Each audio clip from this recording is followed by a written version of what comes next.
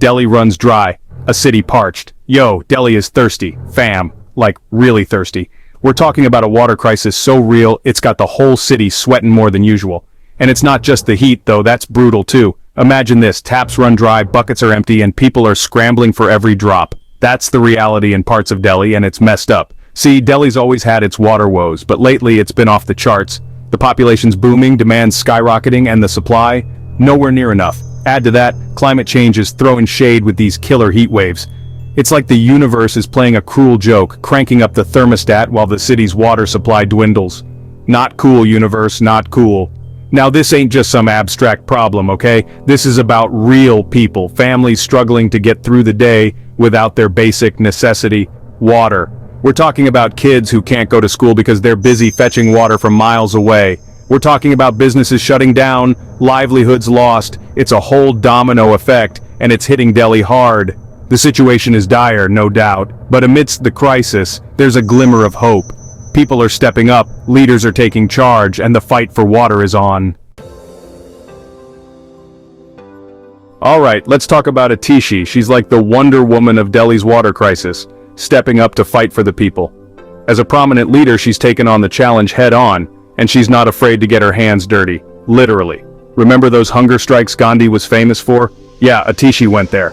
She pulled a Gandhi to bring attention to the water crisis. Talk about commitment. Now hunger strikes aren't for the faint of heart, but Atishi's got guts. She used her platform to amplify the voices of the people, demanding action, demanding change. But Atishi's not just about symbolic gestures, she's about concrete action. She's been pushing for better water management, cracking down on illegal water extraction, and promoting rainwater harvesting.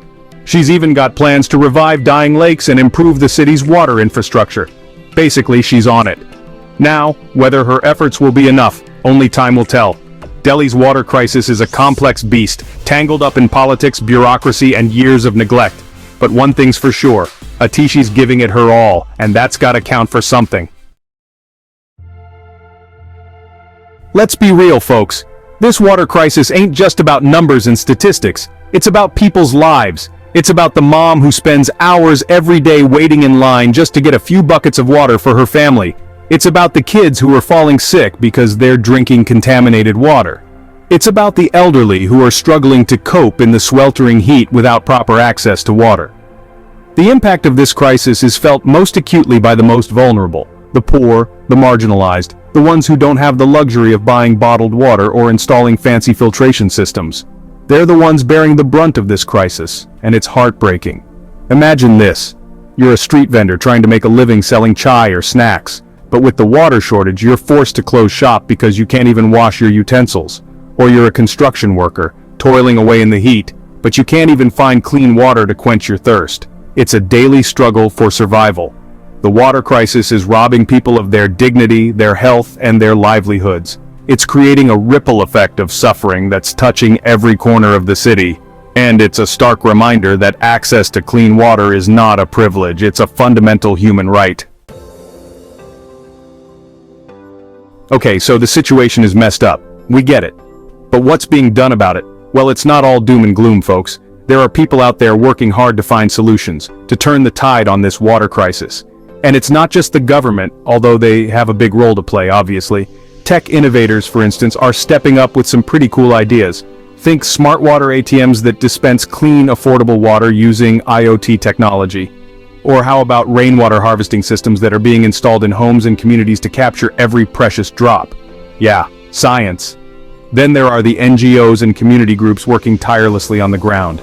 They're educating people about water conservation, distributing water filters, and even organizing water drives to help those in need. They're the unsung heroes of this crisis, man, and their work is invaluable. The government, too, is taking some steps. They're investing in water treatment plants, trying to fix those leaky pipes that waste so much water, and cracking down on illegal water extraction. But let's be real, they need to do more. And they need to do it fast.